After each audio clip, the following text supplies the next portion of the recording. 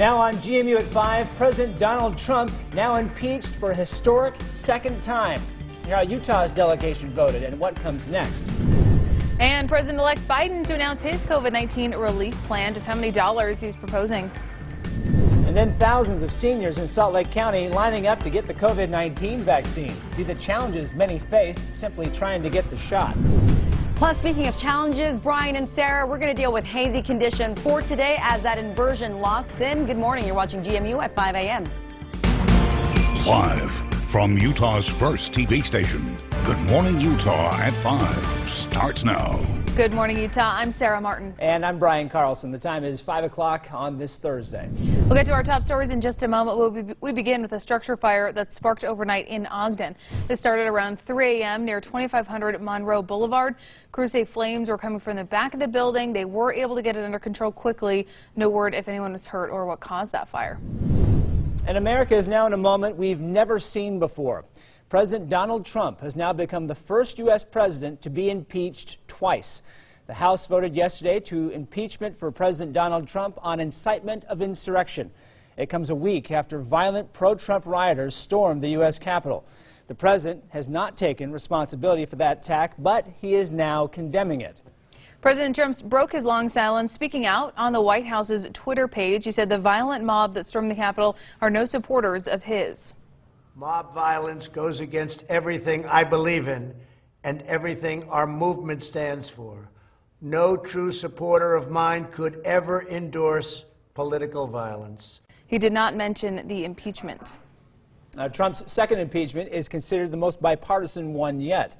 10 House Republicans voted in favor of impeachment, but all 4 of Utah's representatives held party lines and voted no.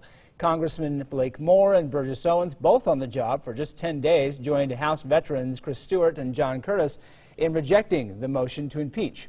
Congressman Moore spoke on the House floor about the lack of due process for the president. Without a single hearing or investigation, I simply cannot reach the high bar of impeachment.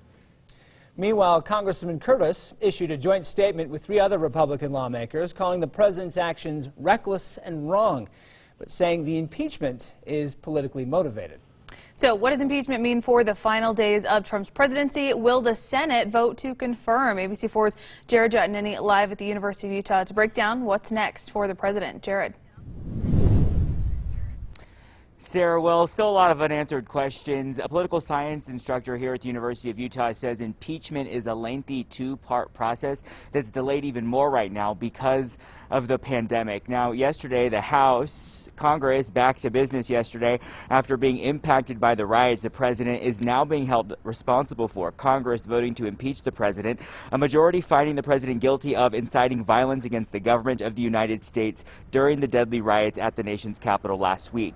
Next, the Senate must vote, and that requires a trial with a 2/3 majority. Senate Majority Leader Mitch McConnell taking to social media saying there is simply no chance that a fair or serious trial could conclude before President-elect Joe Biden is sworn in next week.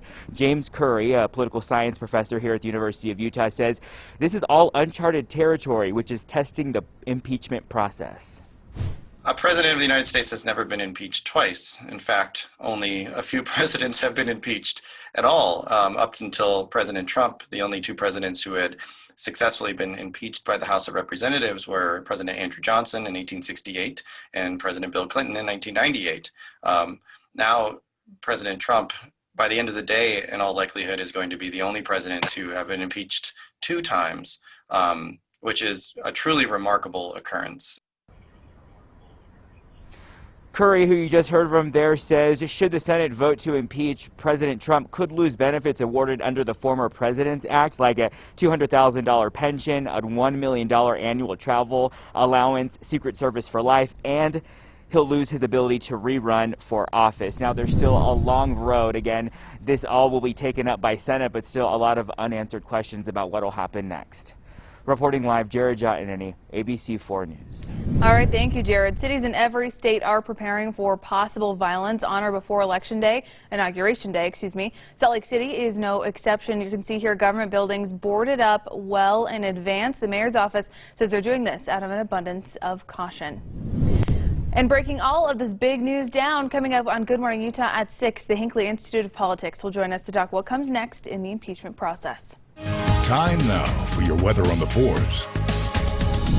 Good Thursday morning. Our current temperature for Logan, 22 degrees, Ogden at 31, Salt Lake City, 26, Provo, 32, and St. George below the freezing mark of 29 degrees. Our big weather story for today includes a ridge of high pressure that's going to amplify, get really strong, bring us plenty of sunshine, but unfortunately also redevelop the inversion, so hazy conditions, especially for those of us along the Wasatch Front, the Okers, pretty much everybody central north Utah right there in southern Idaho, as well as Wyoming and parts of eastern Elko County. So just a little dicey because of the inversion. It's going to be an issue. Now I am tracking increasing cloud coverage by the weekend, but for right now that's really the big story. So let's take a look at our futurecast. There's not much going on for the next couple of hours, just pushing it out 6 hours, and there's nothing there. Conditions as far as drive times go, you can see here US 91 northbound from Brigham City to Logan at 32 minutes. Normal drive time 28 minutes, and US 91 southbound from Logan to Brigham City, 28 minutes is the normal drive time, 27 for you, so looking pretty good. One more here, let's take a look at I-15 northbound, St. George to Cedar City. Ooh, you're a little slow at 52 minutes. Back to you. All right, here's your morning update on COVID-19. Utah had 2,800 new cases yesterday. And the state also added more than 2,200 backfilled cases from the last 7 months. So now that brings our state total to 314,000. 124,000 Utahns have received the vaccine. 566 COVID patients are currently being treated in hospitals across the state, and 27 more Utahns have died, for a total of 1,449. You look at our last 7 days and you see our daily case totals popping up. We're averaging 2,800 new cases a day. That's the green line on your screen. Our testing positivity rate is 27.8%. In Salt Lake County, seniors can now schedule an appointment for a COVID-19 vaccine, but thousands of them hit roadblocks or long wait times, and they told us they're frustrated with the process. The county health department in Salt Lake says they take full responsibility for the scheduling issues hit yesterday, including their faulty website. They expected about 50,000 people to get online, try to schedule an appointment, but instead were met with 145,000. ABC4 News spoke with a few people who had a lot of struggles reporting. It's just kind of a big runaround, and it's really hard on us people. I mean, all we do is sit here. We don't really have to go out and work, but by golly, you know, stress. Stressful is right. The Salt Lake County Health Department says they have fixed the website. As of right now, appointments, though, are full. The department can only schedule appointments for the number of vaccines they physically have in stock. From January 18th to the end of February, the health department estimates 25,000 people over the age of 70 will be vaccinated. The time now is 5:08. Coming up on GMU, President-elect Joe Biden announces his COVID-19 relief plan.